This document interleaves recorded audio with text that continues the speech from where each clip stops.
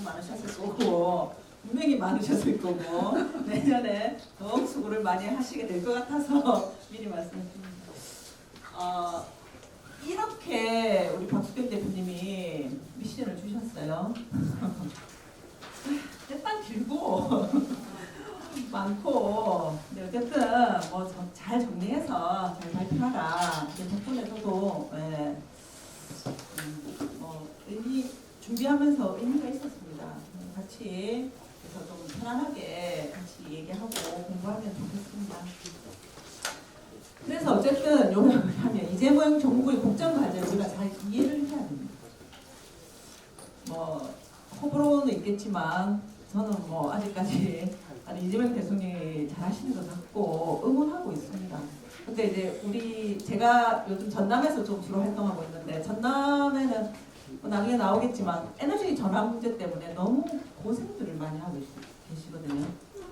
햇볕 좋고 바람 좋고 이러니까 재생에너지를 만들어서 막 전부 수도권으로 보내고 이러니까 지금 송전산 문제하고 재생에너지 풍력, 태양광, 영농형이 아니라 영농파괴형 뭐 이런 것 때문에 굉장히 그리고 또 철새들 습지하고 이런 게 많은데 그 철새들한테도 해롭고 이러니까 굉장히 이제 귀가 따갑도록 그 뭐라 하는 거예요. 이재명 대통령에 대해서도 뭐라 하고 우리가 무조건 밀어줬더니 안 되겠네 뭐 이런 거 돼가지고 벌써 막 그렇게 말씀하시는 분들이 계시던데 근데 이제 우리는 차근차근 잘 전환을 좀 하고 그렇게 정책을 잘 만들어갔으면 좋겠다. 응원할 건 응원하고 그렇게 생각합니다. 그리고 우리 기후에너지부가 아니고 기후에너지 환경부죠. 제가 환경을 넣기 위해서 나름은 애를 많이 썼던 환경연합이.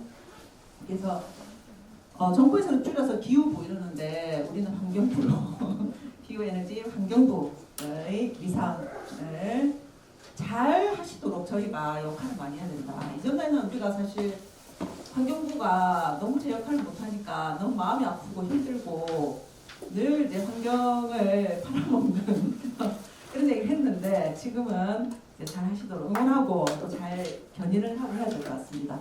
그리고 우리 이제 녹색 산업, 녹색 일자리, 녹색 경제, 순환 경제를 만들어가기 위해서는 녹색 구매, 녹색 소비 네트워크, 어쨌든 녹색 구매 지원센터가 제 역할을 잘 해야겠습니다. 여러분들의 역할이 정말 중요하다고 생각합니다.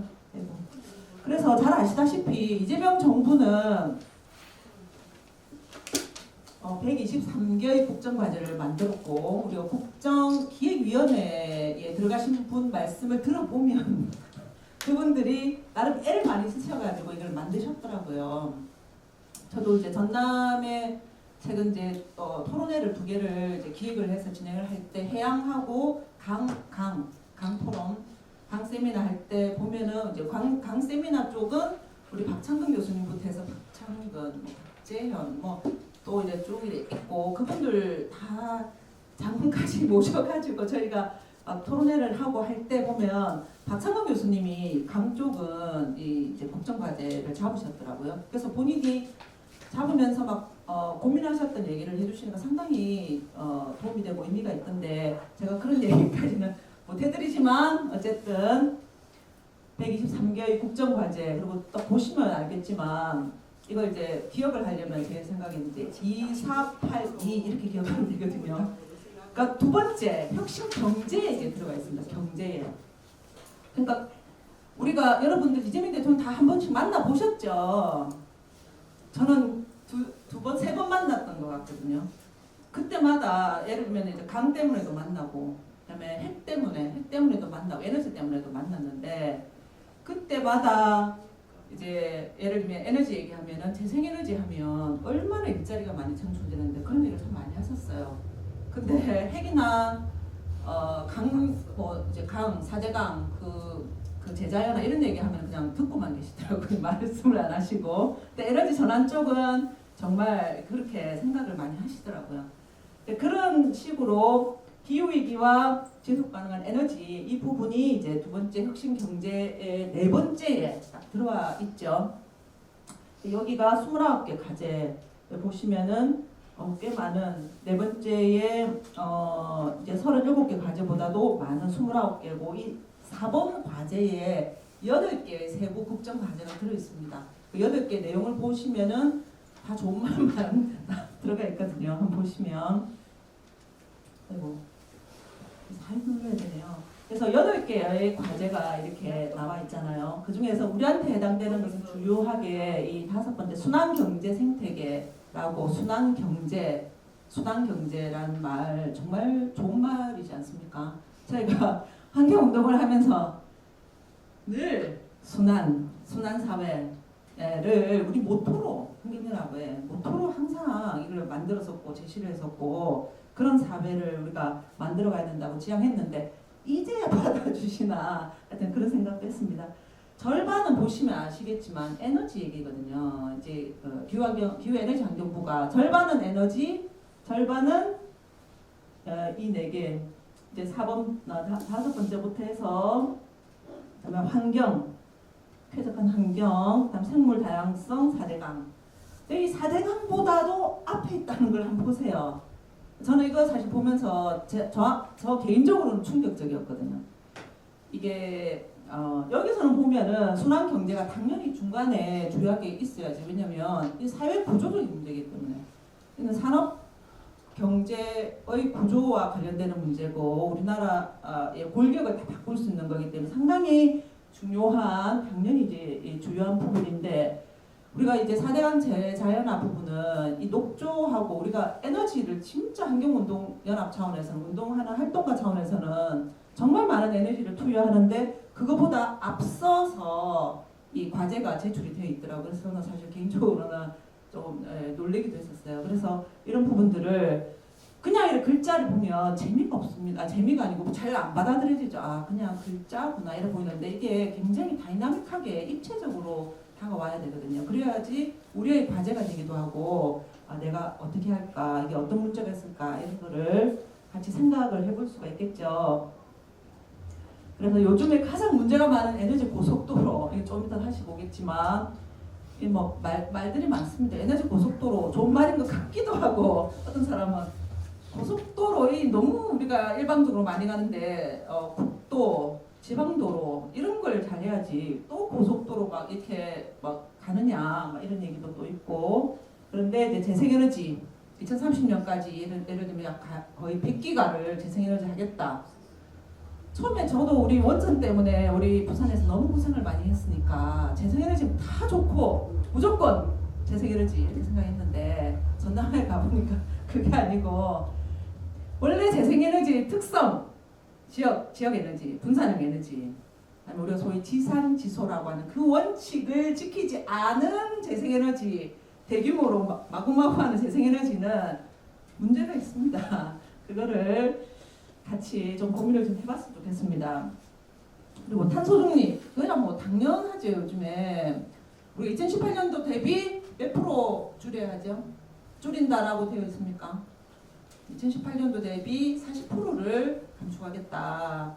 부산시는 박형준 시장께서 더 많이 그죠 주무님 더 많이 감축하겠다.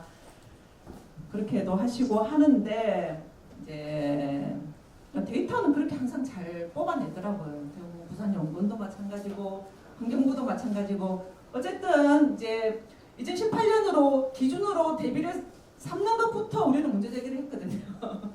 왜 코로나인 시기에 2018년 부터 시작해가지고 다른 나라들은 2013년 대비고 이렇게 되는데 2010년 대비 이런 꼭 2018년 대비 40% 그렇게 가느냐부터 해서 어쨌든 그럼에도 불구하고 2030년 실행 계획을 보면은 2억 톤을 더 추가로 더 감축하겠다. 이재명 대통령의 의지가 있다고 저는 생각합니다. 이제 그렇게 말씀 많이 하시더라고요. 그렇게 믿고 싶고 그렇게 나가고 계시고 그렇게 하기 위해서는 경제 구조 바뀌어야 되잖아요. 산업 쪽은 상당히 힘들다라는 거 잘 압니다. 철강, 화학, 석유, 화학 이런 쪽이나 이런 데는 지금도 그러니까 이제 우리 쪽에서도 예를 들면 그린 수소라고 하는 효율성이 낮지만 그린 수소를 쓸 수밖에 없지 않느냐 이런 얘기까지도 이제 저희 쪽에서도 얘기를 하고 있거든요. 그만큼 경제 구조를 바꾸는 게 어렵다라고 저희도 알고 있습니다. 근데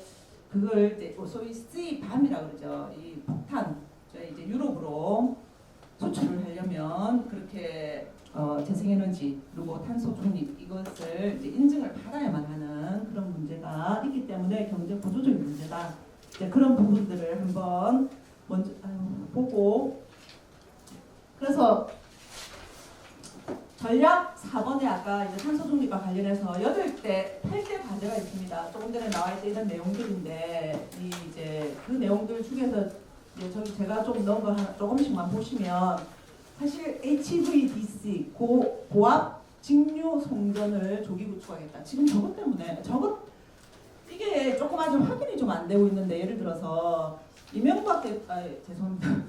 이재명 대통령께서는 이제 에너지 고속도로를 얘기하면서 U자형 이렇게 고속도로를 해저로 가능하면은 이제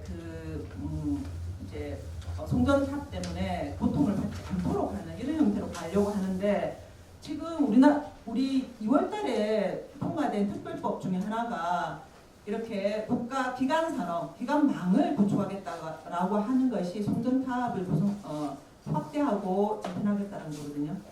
그것 때문에 지금 완전히 미를 붙이고 있어요, 완전히. 그래서 전남 같은 경우도 예를 들면 해남, 강진, 해남에서는 엄청 솔라 시도부터 해갖고 재생에너지 데이터 센터 만들고 재생에너지도 많이 하는데, 문제는 송전탑도 지금 1호사대에 있는 거를 3, 4호로 바꾸고 이런 확대 증설을 하는데, 예를 들면은 우리 옆 동네인 강진의 등정면 같은 경우 그 동네에 이 20개 내지는 40개 정도가 송전탑에 막 들어오는 거예요. 그래서 농민들이 어마어마하게 지금 트랙터 앞세우고 이제 그렇게 대응을 하고 있어가지고 사실은 마음이 아프는 그런 상황입니다.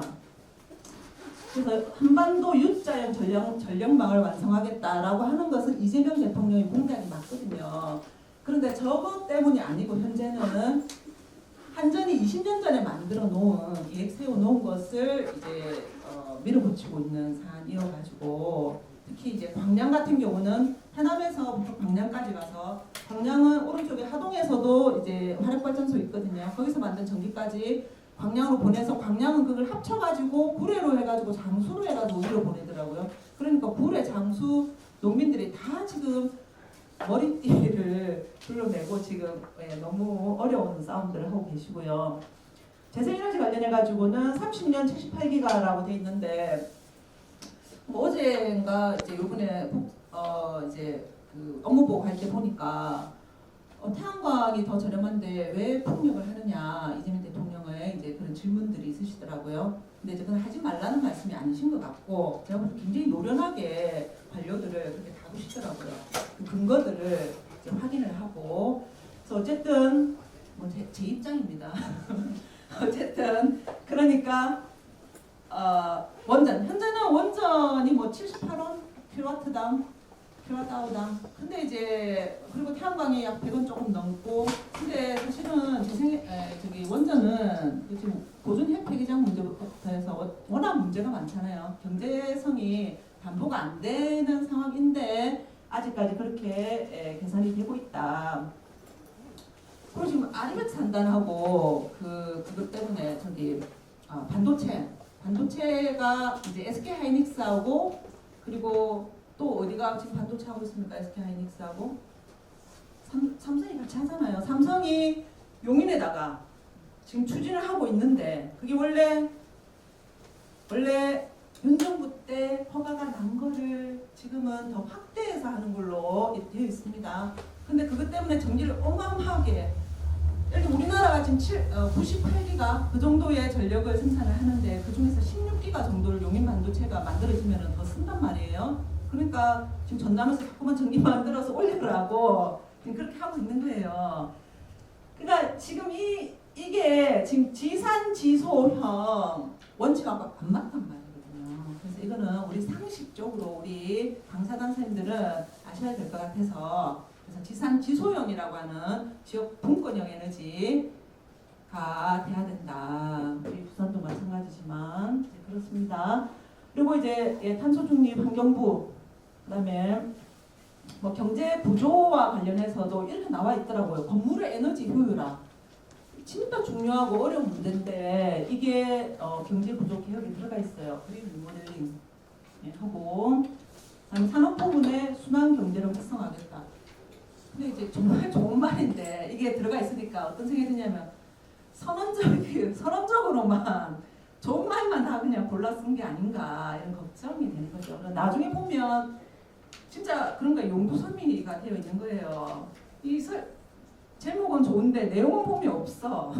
그게 좀 걱정입니다. 우리 주무님 잘 아시고 잘 하셔야 되는데 어쨌든 그래서 지금 그런 상황이다. 그리고 환경부가 해야 되는 지금 순환경제 이렇게 가야 되는데 내용을 보면은 이제 이재명 대통령이 하신 말씀대로 정권만 바뀌니까 일회용 컵하고 빨대가 싸움을 하더라. 그 수준에 있더라. 제가 보니까 갈 길이 먼데 아직 그러더라. 이게 좀 안타깝습니다. 네. 그리고 우리의 생활 양식 또한 그런 것 같습니다. 그다음에 기후 재난 이제 이런 부분들을 다 기후를 중심으로 해서 이렇게 다 제시를 하고 있고, 우리가 정말 고생 많이 하고 있는 4대강 사업이라든가 생물 다양성 관련해 가지고는 아직도 이제 내용이 좀 일반적이더라 이런 내용입니다. 예. 그래서 이제 나와 있듯이 보면은 서큘러 이코노미라고 하는 영어로도 좋은 말이잖아요. 이 수단경제라고 하는 거는 이제 여러분들도 잘 아시겠지만 제가 작년에 했던 이거 부산연구원 과제를 하나 하면서 보니까 진짜 유럽은 이 순환경제가 개념이 확실하게 서 있고 이 내용이 아주 탄탄하고 법률뿐만 아니라 정책으로 잘 돼 있더라고요. 그래서 그런 부분들을 한번 다음에 우리가 공유할 수 있는 자리가 있으면 좋겠다라는 말씀을 드리고, 근데 이 중에서도 제일 중요한 거를 탈플라스틱으로 되어 있습니다. 탈플라스틱 추진. 이런 거 보면 상당히 훌륭하신 대통령과 그리고 김성한 장관님이시다라고 생각합니다. 근데 이제 탈플라스틱, 말은 탈플라스틱인데 내용은 정말 내용이 너무 약한 거죠. 좀 더 보면 알겠지만 뭐 일회용컵 어떻게 줄이고 자원을 어떻게 절약하는 그런 이제 촉진법, 그 법에 그냥 자원절약법의 정도의 내용뿐이어가지고 이래가지고 제대로 될까. 근데 어쨌든 재생원료 내용을 주요하게 제시를 하고 있고 2030년까지 30%로 추진하겠다. 어쨌든 제 경험에 의하면 데이터를 맞추더라고요. 그러니까 아마 맞추기 위해서 최선을 다하실 것 같아요. 근데 이제 그 핵심이라든가 세부적인 내용들은 우리가 계속 꼼꼼하게 모니터링을 하고 해야 되겠다라고 생각하는데, 왜냐하면 우리가 부산연구원의 박사님 쌤들하고도 우리가 일을 많이 해보고 하면 상당히 고생을 많이 해요. 데이터가 없어요. 데이터가. 우리도 공개되는 데이터가 없어요. 우리도 나름 좀 분석도 해보고 싶은데 그런 게 제일 어려움으로 제가 알고 있습니다. 왜냐하면 우리가 물과 관련해 가지고도 프로젝트 이렇게 많이 해서 시 프로젝트도 하잖아요. 해보면 16개 지자체 데이터가 없어. 그러니까 이걸 맞춰야 되는 이런 게 있더란 말이죠. 그러니까 맞춰내긴 하는데 데이터가 로 데이터가 있어야 정확하게 데이터가 되는데 그런 부분에 어려움이 있다. 에코 디자인, 한국형 에코 디자인, 이 디자인을 잘 해야 이제 생산부터 유통 소비까지가 잘 되지 않습니까? 그걸 이제 한국형으로 하겠다. 좋은 말이죠. 옛날부터 나온 EPR 열심히 하겠다라는 것으로 이해를 합니다. 태양광 패널 문제가 자꾸 되니까 이거 잘 재사용 재이용하겠다. 자, 이런 내용으로 알맹상점 이런 거 있으니까 저런 건 다 우리가 쓰는 말인 줄 알았는데 그런 것도 내용이 포함되어 있습니다. 그래서 이제 요런 내용들은 그냥 한번 보시면 될 것 같고, 그래서 저희가 생각할 때는 이제 이행 체계를 잘 구축을 하고, 그리고 이런 공공성, 재생에너지라든가 이런 공공성을 잘 강화를 하고 자원 순환 경제로 전환할 수 있는 기반을 잘 만들어 나가는 게 정말 중요한데, 아마 제 생각에 우리 일을 하시는 공무원 분들도 잘 아실 것 같아요. 사실 잘 아시는데 제가 보기엔 좀 열심히 안 하시더라고. 근데 조금 더 열심히 하시는 분도 있고 열심히 좀 그렇지만 어쨌든 잘 해나가 주시기를 저희 바라죠.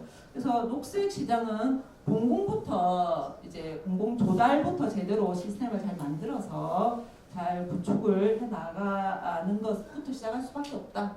워낙 어려우니까 워낙 민간은. 자, 그래서 그렇게 이제 진행을 해야 되겠죠.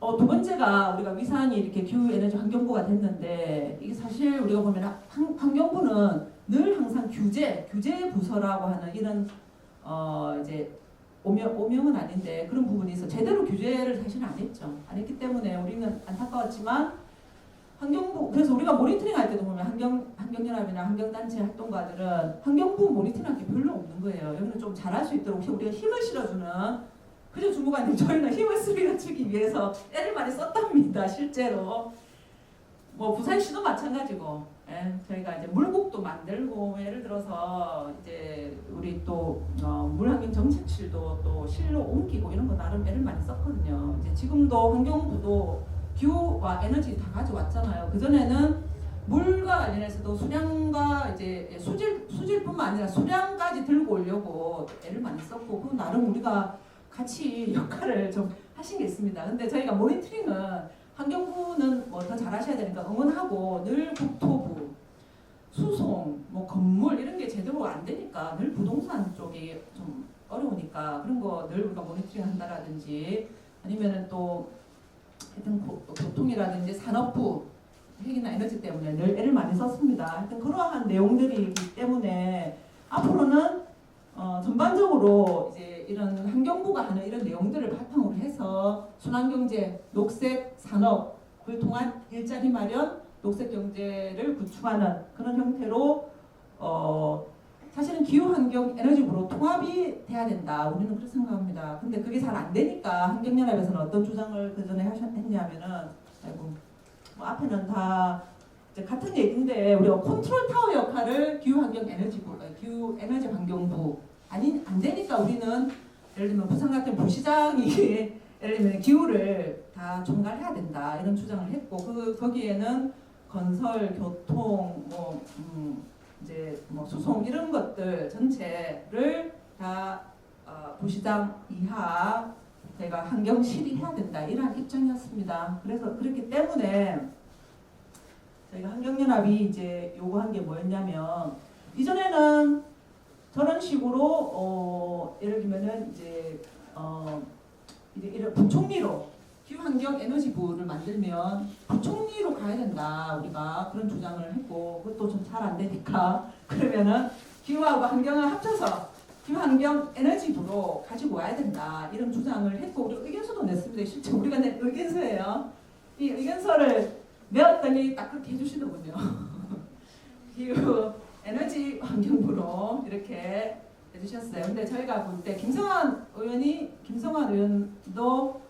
몇 번 만나보셨죠? 저희도 몇 번을 뵀는데 김성환 장관을 환경부 장관으로 임명하실 때 저희는 기후환경에너지부로 갈 거라고 알았습니다. 그러니까 왜냐하면 김성환 의원께서 노원구에 계실 때 재생에너지로 그 건물 그렇게 실험도 많이 하시고 재생에너지 상당히 잘 하셨고 우리가 핵에너지 때문에 원래 더민주의 정책위 의장 하셨잖아요. 정책위 의장을 하시기 때문에 저희가 몇 번을 가서 핵 때문에 만나고 재생에너지 때문에 만났을 때 하여튼 토론을 하거나 이런 열린 자세로 굉장히 잘 하시더라고요. 그래서 기후환경 에너지부로 환경부로 수당이 잘 되셨다. 저희는 그렇게 생각합니다. 그래서 가능성을 가지고 있고 잘 해주실 것으로 그렇게 생각합니다. 근데 이제 나름 우리 이제 NGO 측에서도 전부 다 동의를 한 건 아니에요. 환경연합이라든지 좀 우리 NGO 환경 단체들은 동의를 했고 예를 들면은 이제 에너지 전환 포럼이라든지 또 에너지 쪽 하는 단체들도 있거든요. 그런 쪽에서는 굳이 환경부랑 붙어가지고 우리가 잘 되겠나 이런 입장도 있었어요. 특히 이제 에너지 쪽이 산업통상자원 쪽 산자부 쪽하고 긴밀하게 해야 되는 이런 필요성을 주장한 사람들도 있었거든요. 그렇지만 어쨌든 지금은 탄소 중립 시대이기 때문에 이제 탄소 중립 환경부로 왔고 예를 들면 이런 반대 논리가 있었거든요. 환경부는 규제 기능이 주로 많은데 이런 이제 촉진 기능을 하는 에너지 촉진 기능을 하는 이런 게 같이 있어서 되겠냐? 같이 가야 된다. 그다음에 환경부가 너무 거대해지는 거 아니냐? 예를 들어서 국토부에 지금 물과 관련된 그러한 수자원공사 가지고 오고 막 이렇게 다 가지고 오고 이러면 너무 비대해지는 거 아니냐? 그래서 지금 보니까 한 900명 되더라고요 인원이. 그렇지만 이 1, 2차관제 다른 데 다 1, 2차관제 하는데 왜 환경부만 한 명 차관을 하느냐. 1, 2차관 가야 된다. 그리고 에너지 쪽 같은 경우도 에너지 쪽만 가져가면 다른 부분 소홀해지는 거 아니냐. 뭐 이런 주장들이 있었습니다. 근데 우리는 이제 아주 유연하게 환경연합이 다 다루고 있는 이러한 의제를 이제 환경부가 기후부가 가지고 왔다라는 겁니다. 그래서 지금 보면은 약 829명인 분이 물관리, 물만 해도 할 얘기가 많죠. 자연보존 쪽에 자원순환이 들어가 있죠. 대기만 해도 또 할 얘기 많습니다. 얼마 전에 동남권 대기 관련해가지고 저희가 이제 좀 의견 냈는데 보니까 그도 이제 숫자를 잘 맞추는데 이전에는 부산시가 미세먼지가 아주 전국에 제일 나쁜 일이었거든요. 그 PM 2.5가 26, 연평균 26이었는데 그게 어제 자료를 보니까 16, 13까지 올렸더라고요. 그 문재인 대통령이 사실 한 거거든요. 이 법을 강화를 시켰기 때문에. 근데 맞춰지는 거예요. 그 사실은 좀 의아스러운 면도 있는데 그 내용을 좀 자세히 보고 싶긴 한데 할 수 있는데 안 한 것도 있다고 생각합니다. 그래서 대기환경국도 지금 이쪽에 같이 들어와 있고요. 환경보건 지금 문제 많잖아요. 지금 이쪽 같은 경우도 그 가습기 살균제하고 또 우리 환경연합에 가습기 살균제하고 이런 거 하는 선배만 또 있거든요. 하여튼 가습기 살균제하고 성면 하여튼 저희가 여름 겨울에 고생을 하고 있는 이런 것도 있습니다. 이것도 이제 한 축이 하고 있고 그 다음에는 절반은 보세요. 다 기후 에너지 쪽이잖아요. 기후 에너지 탄소 중립 이런 쪽으로 해서 그 중에서도 보면 원전 산업 정책관 이런 것도 있네요. 골치 아픕니다 지금. 고준의 혜택이기 때문에. 하여튼 이렇게 해서 지금 예천까지 합치면 1,400명. 지금 거대졌습니다 정말. 자, 이런 상황입니다. 그리고 이제 이런 상황에서 성과를 나름 이렇게 정리를 하고 있어요. 성과를 재생에너지 높일 수 있는 토대가 마련이 됐다. 그리고 이제 문제는 이제 지산 지소형 분산망으로 구축해야 된다. 이게 상당히 좀 어려운 상황이죠. 어려운 상황이고 지금 태양광 관련해 가지고 또 이격거리 지금 이것 때문에 상당히 문제인데 이거를 일종의 특별법 형태로 이것거리를 다 풀 것 같아요. 이거를 한쪽에서는 규제 완화라고 환영을 하고 한쪽에서는 영농 파괴형 재생에너지다라고 또 반발을 하고 사실 이것도 제가 볼 때는 우리가 너무 성과 위주로 가는 거는 문제가 있는 것 같아요.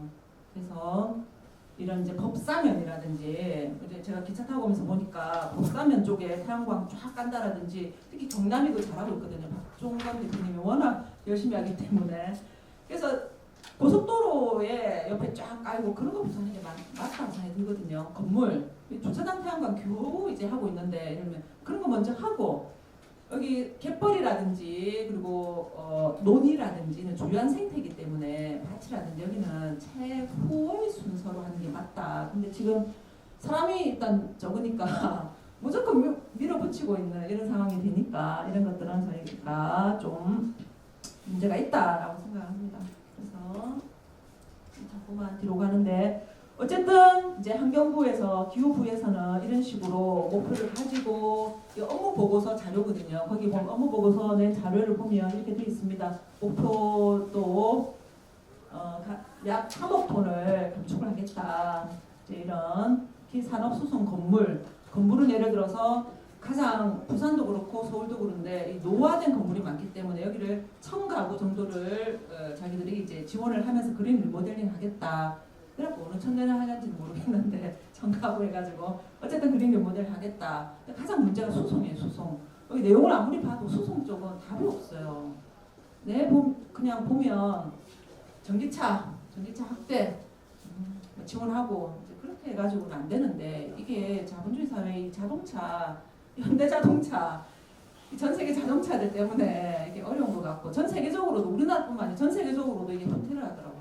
이게 바꾸기로 해놓고는 다시 돌아오고 이런 상황이고 자 이런 상황에서 여러 가지 이제 태양광 풍력 완전히 전남 앞바다는 진짜 기가 단위로 풍력을 하더라고요. 그런데 풍력은 정말 또 바람이 우리 부산은 풍력을 못 해가지고 청사포하고 지금 다대포 겨우 하고 있죠. 근데 청사포 이거 조금 이제 거의 2013년부터 해서 지금 10년을 넘게 못 하고 있잖아요.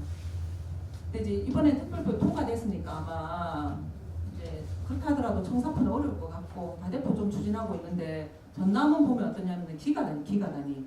예를 들면은 이제 여수 하나 계획이 2기가, 3기가, 고흥 뭐 2기가, 해남 뭐 장흥일에 걸쳐서 또 뭐 2기가 뭐 이런 식으로. 그러니까 이제 2030년 거의 뭐 78기가, 80기가를 하겠다 이런 이제 계획이 나오는 거죠. 근데 계획만이고 앞으로 어떻게 될지는 알 수 없습니다. 예. 근데 그걸 이제 반대를 막 하기도 그렇고 안 하기도 어려운 이제 이런 상황 속에서 중요한 거는 1번이 있나요?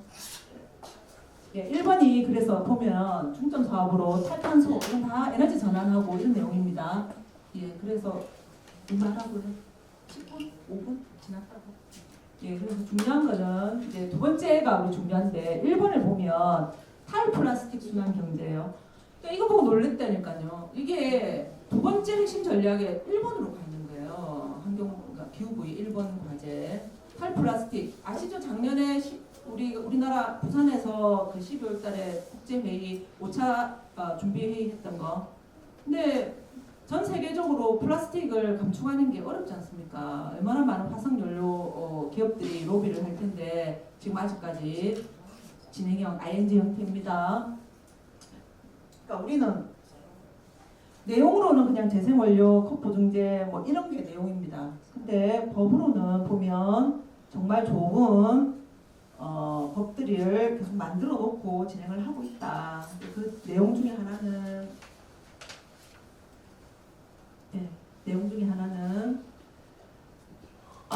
이제 어쨌든 이제 이 녹색 경제, 순환 경제로 이제 가야 되고 그리고 환경부가 1번으로 탈플라스틱을 얘기했듯이 이 녹색 소비라든지 녹색 산업 이 부분은 아주 중요한 환경부의 내용이 되어야 하고 될 수가 있다는 거죠. 그것을 우리가 잘 핵심고리를 잘 만들어 가야 되는 그러한 요구가 있습니다.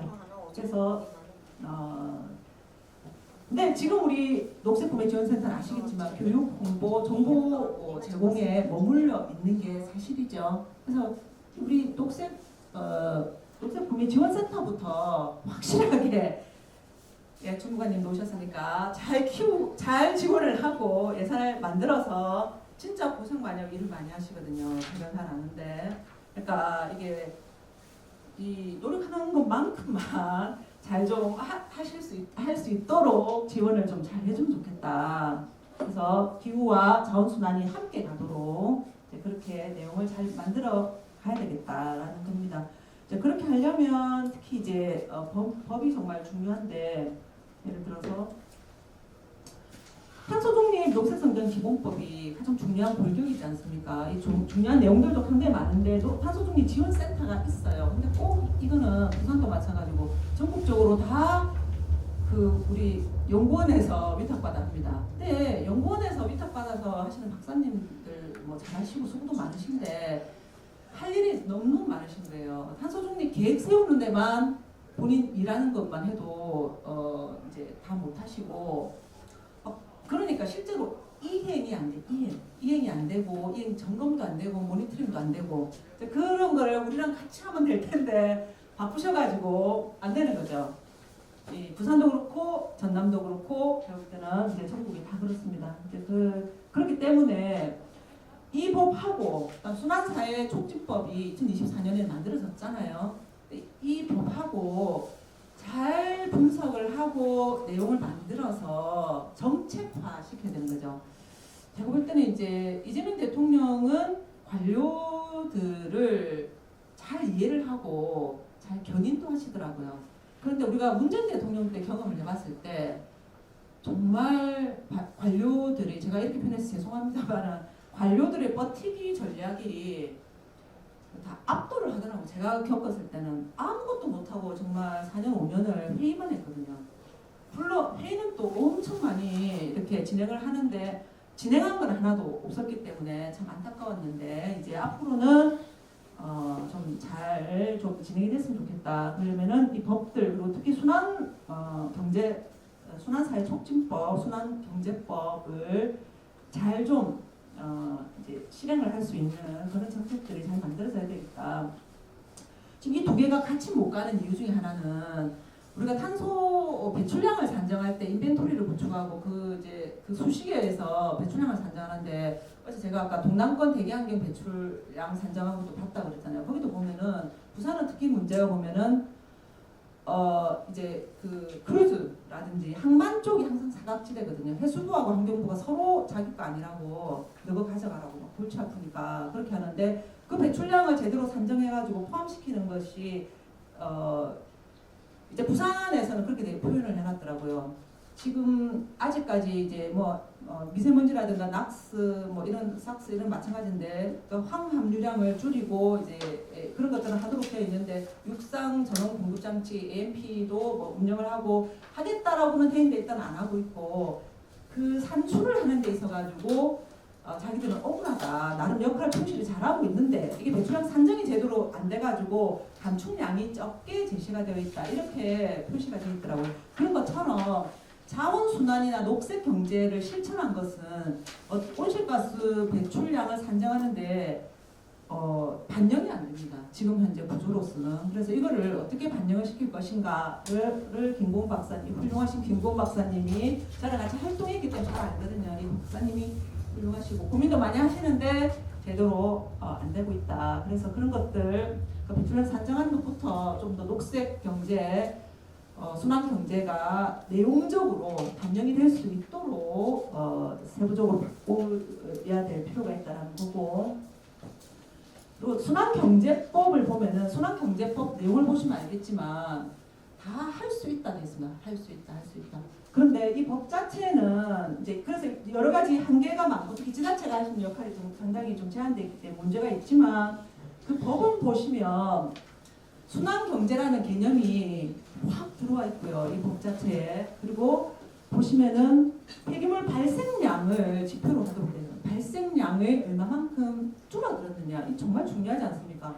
발생량 자체가 적게 되도록 하는 것이 상당히 중요한데, 그런 것들을 지표로 도입을 했고, 물질 흐름 분석할 수 있도록 기반을 마련해 놨습니다. 그래서 정말 저는 물질 흐름 분석이 굉장히 중요하다 생각하는데, 네덜란드라든가 유럽에서는 이걸 하거든요. 네덜란드에서는 물질 흐름 분석을 하면서 물질 원료가 네덜란드에 예를 들면은 암스테르담에 얼마나 들어왔는지, 그리고 얼마나 폐기되어서 나가는지 하는 걸 다 수치화를 다 하고 있더라고요. 그거를 다 모니터링을 하고, 그걸 또 이제 그 시민들하고 공유를 하고, 그거를 정말 하고 싶거든요. 그런 거 데이터나 보고서를 보면.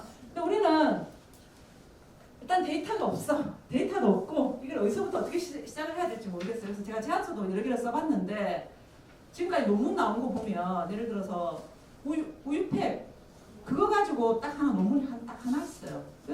그게 하나뿐이니까 뭘 응용을 하거나 반영하기가 상당히 어려운 거예요. 그래서 뭘 좀 시도를 해봐야 그래도 조금 추진할 수가 있으니까, 부산시에서 한번 생각해봐 주세요. 부산시는 워낙 큰 규모니까 쉽지가 않지만 이런 걸 자꾸 해봐야 우리가 근거를 가지고 진짜 선도하는 부산시가 될 수 있다니까요. 이런 부분들. 그래서 생애 주기 순환성을 했습니다. 원료도 순환하고, 그다음 이용도 순환하고, 순환하는 이용이라는 것은 그야말로 수리하고 수순하는 거예요. 이 개념이 확 들어오죠. 순환 인정하는 새로운 마크 이렇게 마구마구 좀 진행이 되어서 모니터링도 제대로 하고, 세제도 제대로 개편하고, 통계도 잘 만들어서 그렇게 좀 진행이 돼야 되겠다. 사례로 우리가 스페인하고 프랑스만 한번 보시면, 스페인 한번 보시면은 정말 예를 들어서 플라스틱 용기는 키로당 0.4유로의 세금을 부과하는 거예요. 키로당 0.4유로를 부과하죠. 그리고 소각이나 매립하면 진짜 다 문제거든요. 소각하고 매립하면 안 되는데 지금 우리 직매립 금지한다 또 소각세 늘리고 있거든요. 그렇게 하는데 특별 간접세를 부과를 해요. 이렇게 세금 부과를 해야 되죠.